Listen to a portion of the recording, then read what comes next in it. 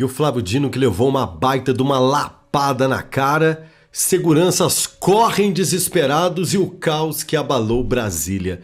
Eu sou o jornalista Rodrigo Alvarenga, conto pra você agora o baita, né, a baita da lapada que o Flávio Dino tomou. E é claro, a militância entrou em defesa, o Lula já deu o piti, o Supremo já reagiu, tudo porque todas as vezes que alguém coloca um ministro no seu devido lugar, eles que são intocáveis senhores do mundo, eles não aprovam. O clima em Brasília ferveu como nunca em um embate político que sacudiu as estruturas do poder. O ministro da Suprema Corte Brasileira, o senhor Flávio Dino, foi colocado contra a parede e levou, gente, uma baita de uma lapada na cara. Não literal, mas como uma força suficiente para ecoar nos corredores da política brasileira. O palco, o confronto direto com o deputado Sóstenes Cavalcante do PL do Rio de Janeiro, baita de um patriota aguerrido, já trouxemos aqui várias vezes que ele colocou esses caras no seu devido lugar, em que um ofício bombástico meteu lá uma caneta, assinou, carimbou, protocolou e declarou que não deve satisfação para o ex-comunista Flávio Dino, já que foi acusado inclusive de flertar com crime organizado, censurar a voz conservadora, enquanto Dino tentava se equilibrar, seguranças correram para conter o caos que ali formava. Mereceu? A direita conservadora grita que sim, Flávio Dino colocado no seu devido lugar, porque sim, o Sóstenes disse o seguinte: meu amigo, quem é você, rapaz, para vir tirar satisfação comigo? Você que deve dar explicação sobre seu flerte com o crime organizado.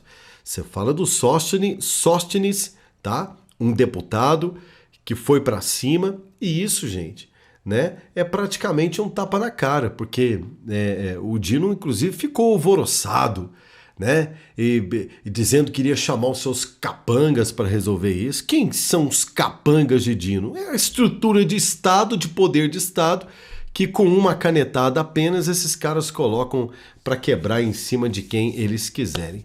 Tudo começou quando Flávio Dino, em sua cruzada para controlar narrativa, exigiu explicações do deputado Sóstenes Cavalcante sobre suas declarações contundentes contra atuações do Supremo Tribunal Federal. Ou seja, ninguém, gente, pode questionar o Supremo, que aí eles pedem, tem que dar... Por que você está questionando o Supremo Tribunal Federal? Quem é você? Aí eles pegam a caneta poderosa deles, faz um ofício, dá prazo para a pessoa se explicar. O Sóstenes falou o seguinte: eu não tenho que te dar explicação nenhuma, meu senhor.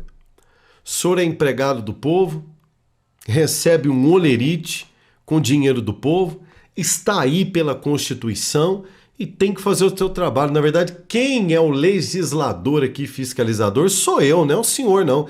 O senhor tem que dar satisfação, o senhor tem que dar para nós, senhor Flávio Dino, explicações mais claras sobre seu flerte com o crime organizado. Sóstenes, conhecido por sua firmeza e alinhamento com valores conservadores, não se intimidou, claro que não. Em um ofício publicado, a revista Oeste publicou parte onde o parlamentar disparou: não devo satisfação a Flávio Dino. A resposta afiada como uma lâmina, claro, foi um golpe direto na arrogância do ministro, que muitos acusam de usar a Suprema Corte como arma política contra a direita. Será? Coloca para mim aqui nos comentários aqui o que você pensa. Nas redes sociais, o embate ganhou proporções épicas. O influenciador conservador Paulo Figueiredo, ele tuitou: Dino achou que ia intimidar Sóstenes, mas levou um tapa verbal que até os seguranças do Supremo Tribunal Federal ficaram desorientados. E a direita mostrando que não se curva. A postagem viralizou com milhares de compartilhamentos, reconhecendo o debate sobre a atuação de Dino, que já foi chamado de, abre aspas, censor-mor, ou seja, o chefão dos censores, aquele que promove a censura. O jornalista J.R. Guzzo, da revista Oeste, também aproveitou para citar em nota que sim, até que enfim, um parlamentar colocou um juiz no seu devido lugar.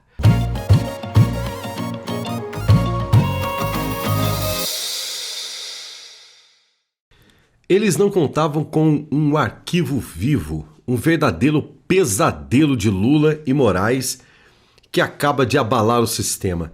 É o arquivo vivo da Lava Jato, que apareceu como um fantasma nos corredores de Brasília e sim, querido espectador deste canal, tem deixado todos os bandidos deste país muito assustados. Aquilo que, forçadamente, eles queriam colocar uma pedra em cima, como que se a Lava Jato tivesse sido um erro que aconteceu neste país, a Lava Jato explodiu em um outro país e agora reacende a discussão de o que fizeram com o nosso Brasil. Em um movimento que pegou todo o sistema político brasileiro de surpresa, uma bomba explodiu as estruturas do poder em Brasília e é o seguinte: a ex-primeira-dama do Peru condenada, gente, a nada mais nada menos do que a 15 anos de cadeia por corrupção. No escândalo da Odebrecht, ela emergiu como um verdadeiro arquivo vivo da Operação Lava Jato, trazendo à tona segredos que podem estremecer os alicerces do governo Lula e também do Supremo Tribunal Federal. Sim, Lula, o símbolo da impunidade, Supremo Tribunal Federal, o símbolo, na minha modesta opinião, daqueles que verdadeiramente colocaram um ponto final na maior operação anticorrupção da história do Brasil. Esta reviravolta digna de um filme está deixando o sistema completamente polvorosa. Bom, com nomes como Luiz Inácio Lula da Silva e Alexandre de Moraes no centro de uma tempestade, ninguém vai escapar. Porque sim, repito para você, a ex-primeira-dama do Peru, condenada a 15 anos de cadeia, 15 anos de cana por corrupção, e aqui no Brasil, eles querem porque querem prender o Bolsonaro porque teve corrupção.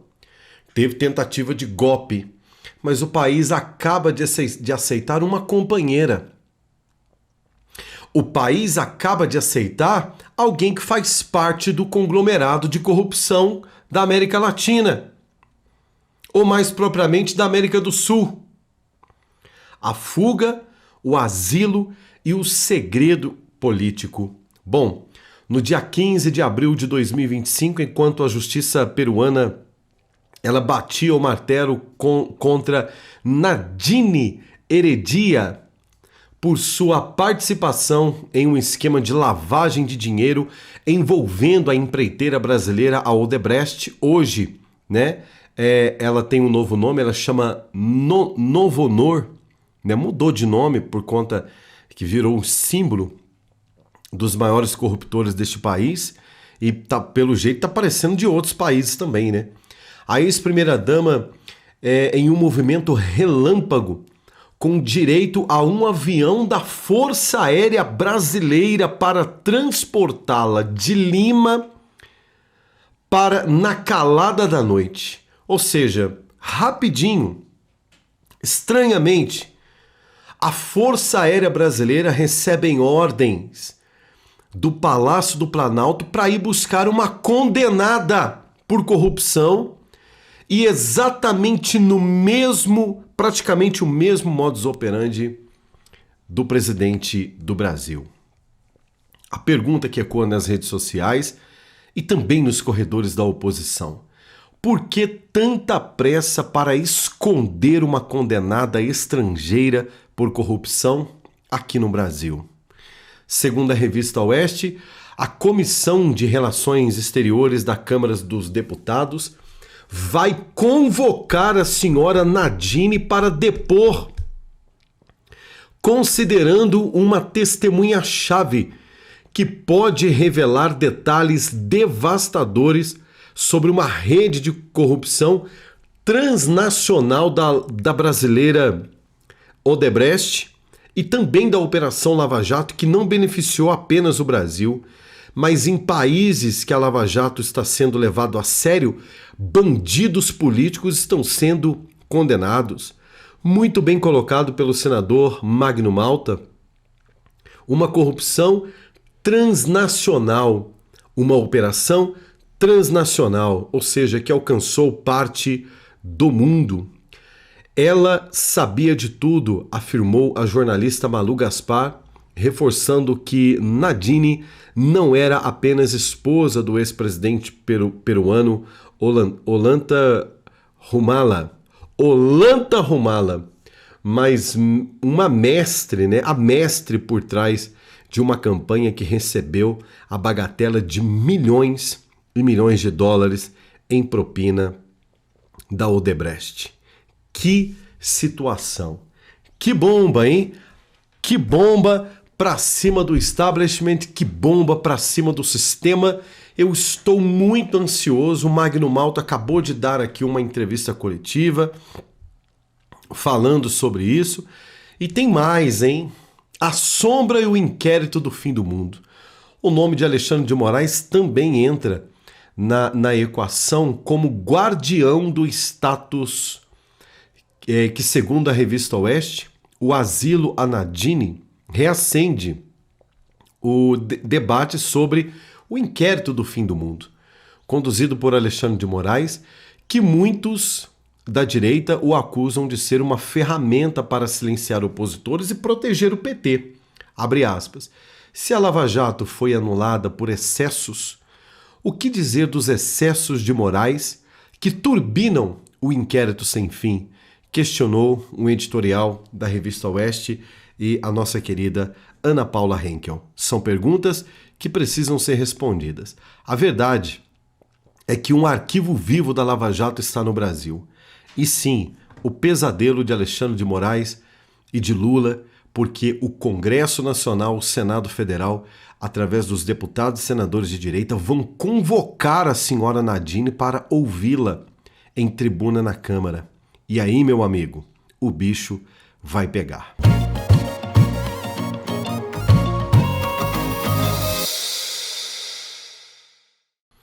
Olha, nós estamos de olho aqui na notícia e aquilo que nós podemos chamar de bomba do dia pode ter acabado de ter acontecido. Moraes corre para o Palácio do Planalto e pede a presença de Lula imediatamente.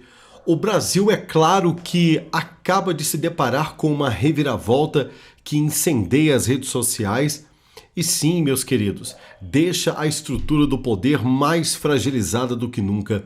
Em um movimento inesperado, o ministro da Suprema Corte Brasileira, Alexandre de Moraes, foi visto às pressas entrando no Palácio do Alvorada para uma reunião que muitos estão chamando de uma reunião secreta, porque não é agenda oficial, ninguém quer dizer o que é, para o presidente Lula.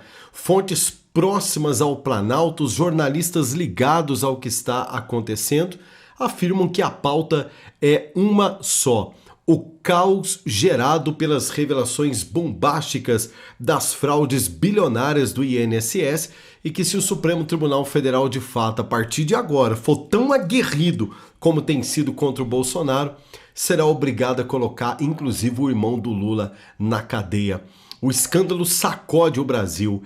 A bomba explodiu com a força total, portanto, no dia de hoje, quando a Polícia Federal e a Controladoria Geral da União, ainda com documentos em mãos, está sendo pressionada, inclusive para entregar todos esses documentos ao Congresso Nacional. O nome dele? Carlos Lupe, o camarada que está na corda bamba, e o Lula sabe que se esse cara abrir a boca, muita coisa pode acontecer.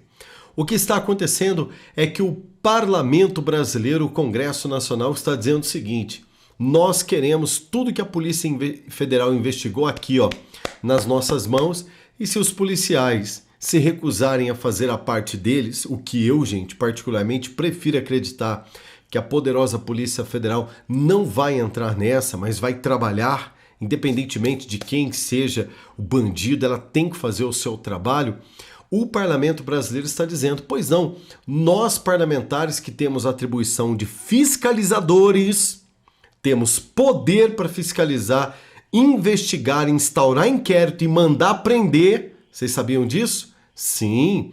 O parlamento brasileiro, através dos deputados e senadores de direita, estão dizendo o seguinte: se a Polícia Federal fizer corpo mole, nós vamos dar uma mãozinha. Tem muito processo aí. É muita gente que vocês estão investigando e tá difícil arrumar tempo para investigar o irmão do Lula. Nós vamos fazer isso. Nós vamos nos debruçar em cima das provas, vamos analisar o que está acontecendo, colocar o corpo jurídico do parlamento para poder atuar e nós vamos sim convocar pessoas na CPI que vamos instaurar aqui no Congresso para poder ajudar a Polícia Federal. E isso, gente, claro que mostra que eles estão apavorados. Uma reunião suspeita acaba de acontecer agora no Alvorada. Mas o que levou Alexandre de Moraes a correr para o Palácio Reduto de Lula?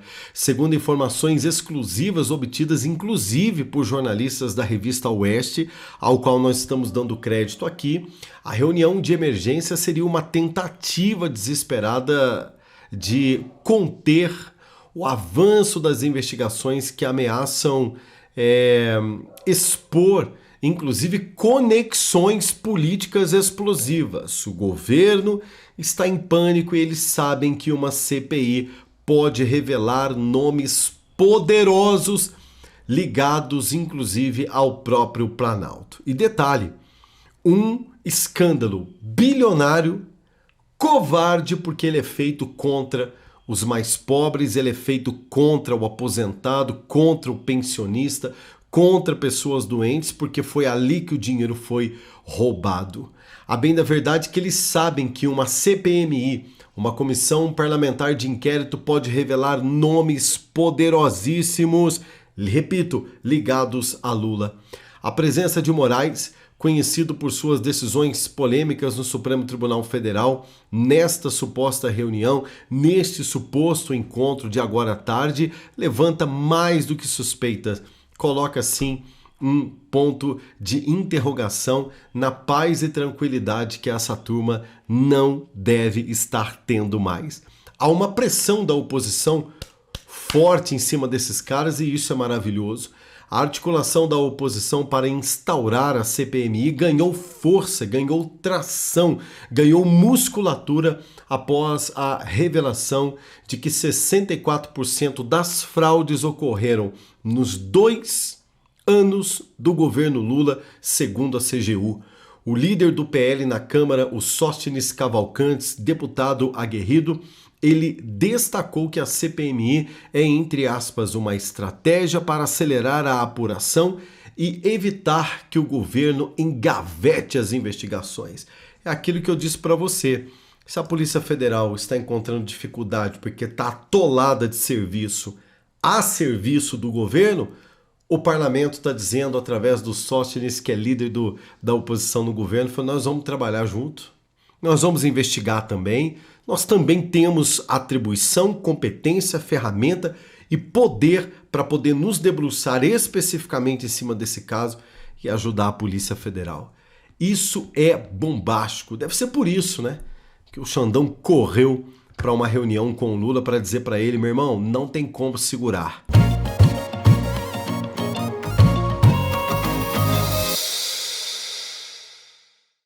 Olha só, diretamente do hospital, Bolsonaro convoca a imprensa para dar uma notícia bombástica e chocante para o sistema. Claro, os jornalistas pegaram suas câmeras, seus microfones, seus repórteres, correram para o hospital e ficaram abalados com o que o capitão acaba de anunciar em benefício do Brasil e para o desespero da cambada agora. Uma das frases do capitão, eles querem me calar, mas o Brasil vai se levantar. Eu sou o jornalista Rodrigo Alvarenga, nós estamos aqui no Expresso Notícia Nacional para trazer para você a informação apurada que acaba de sair. Então inscreva-se, dê o seu like, comenta e compartilha. É extremamente importante que você venha junto comigo aqui. Em um cenário digno de uma suspense ao qual ninguém nesse momento sabe o que vai ou o que não vai acontecer, O presidente Bolsonaro, internado no Hospital Star desde o dia 11 de abril em Brasília, transformou seu leito em um palco de resistência, mostrando para o povo brasileiro como é que se enfrenta os canalhas. Convocando a imprensa com uma energia, ele desafia suas condições médicas e manda uma notícia bombástica para os poderosos. Bolsonaro lançou uma bomba que está sacudindo os alicerces do establishment político brasileiro. Com a voz firme, mesmo sobre cuidados intensivos, ele anunciou: se eles pensam que pode me silenciar aqui neste hospital, estão enganados, porque o povo brasileiro não vai aceitar essa perseguição. E ele disse ainda mais: 1º de maio foi o palco político da petezada, usando o Dia dos Trabalhadores para fazer proselitismo político barato. Bolsonaro disse o seguinte: dia 7 de maio, Brasília vai tremer com a verdade. É isso mesmo, queridos. 7 de maio, um dia que vai ficar marcado, que está marcado na história do Brasil. E Bolsonaro está dizendo, convocando todo o Brasil, dizendo: venham para Brasília. Isso mesmo, façam suas caravanas, prepare sua passagem, reúna seus vizinhos, arrume mais um lugar no carro, venha para Brasília, porque nós vamos fazer a maior manifestação da história desse país. Se eles pensam que a Paulista ficou pequena, é que eles não vão ter dimensão, eles não têm dimensão o que vai acontecer em Brasília, tudo por conta da anistia. Deixa eu dizer uma coisa para você, querido: a anistia, ela é a pauta principal do nosso Brasil hoje. Os jornalistas de esquerda, os jornalecos, os comprados, os vendilhões, dizem que para que ficar discutindo a anistia sendo que tem tanta coisa para discutir no Brasil? Não. A anistia parte do princípio de derrubar essa empreitada inquisitória ditatorial em cima dos conservadores brasileiros e, ao mesmo tempo, também trazendo de volta a esperança do povo para que o presidente Bolsonaro possa voltar a governar o Brasil. E ele mesmo está convocando. Bolsonaro arrumou uma confusão lá com os médicos, o clima ficou tenso no hospital, porque ele disse o seguinte: eu estou me preparando, dia 7 de maio eu quero estar junto com o povo no palanque, discursando, ainda que eu tiver que ficar sentadinho num cantinho lá. E aí, meu amigo, esta informação, esta convocação para a manifestação marcada para o dia 7 de maio na Torre de TV em Brasília. Quem conhece Brasília sabe na onde que é. Inclusive, se não me falha a memória, é a torre de TV mais alta que tem no Brasil, né? Na Torre de TV em Brasília. E não é apenas, gente, um chamado às ruas. Não é aquele negócio vem pra rua. Não é isso, não. É um grito de guerra contra o que o capitão está chamando de autoritarismo judicial que precisa cair por terra. A inversão de valores, segundo fontes próximas ao ex-presidente, planejar usar o ato coordenado pelo pastor Silas Malafaia para expor o que ele descreve como um complô, né, para mantê-lo fora das eleições de 2026. Ou seja, todas as vezes, quer dizer, o Bolsonaro não pode fazer nada. Aí, uma pessoa aguerrida, por exemplo, como Silas Malafaia, falou: beleza, o senhor não pode, mas eu posso. Não sou político, não devo nada para a justiça eleitoral, não devo nada para a justiça, não devo nada para ninguém. Eu vou bancar os eventos com meu dinheiro. O que eles vão poder fazer comigo? Vocês acreditam que eles ainda assim agora estão usando todas as movimentações do Silas Malafaia para poder prejudicar o Bolsonaro?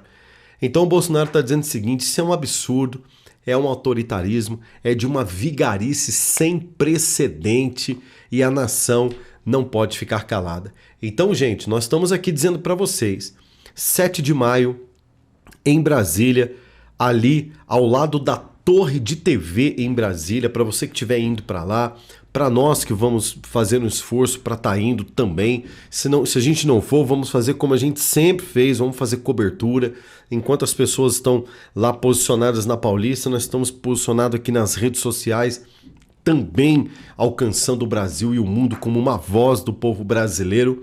Ao lado da torre de TV, é um grito, como diz o Bolsonaro, de guerra em favor da anistia e uma pressão em cima do Hugo Mota, presidente da Câmara dos Deputados, né, que tá quietinho, né? Tomou um susto com essa fala do presidente Bolsonaro. O Batoré também ficou assustado e, claro, os poderosos da toga também estão de cara, porque o Bolsonaro disse o seguinte: eu vou fazer de tudo para participar desse ato. Inclusive, a informação está aqui no site da Oeste. Essa é a capa. Bolsonaro diz que vai tentar ir à manifestação do dia 7 de maio em amor à anistia, em amor, né? Em apoio também à anistia. Ex-presidente participou de uma videochamada com apoiadores enquanto ainda se recupera no hospital em Brasília. Então comenta, compartilha para dar força para essa matéria, para que esse vídeo chegue até o capitão Bolsonaro, para dizer para ele que nós estamos aguardando, estamos torcendo para a pronta recuperação dele, porque de fato o Brasil, gente, não pode continuar nas mãos destes vigaristas como se não houvesse o amanhã. Tá certo? Alguns jornais já estão repercutindo, tem jornal chamando isso de bomba, tem jornal falando que, olha, direto do hospital o Bolsonaro arruma confusão. Não tem nada de arrumar confusão. Ele disse para os médicos: não tenho porquê eu ficar aqui quietinho no meu quarto se eu tenho condição de sair. Então, se eu tiver condição de sair, dia 6, dia 7 eu estarei com o povo ao lado da Torre de TV em Brasília, pelo Grito da Liberdade. Se eu sair dia 7, 10 da manhã, 10h30 no máximo, eu estarei lá com o povo gritando pela independência do autorismo da toga no Brasil. Diretamente aqui dos nossos modestos estúdios, eu sou Rodrigo Alvarenga e volto daqui a pouco com muito mais para você. Shalom!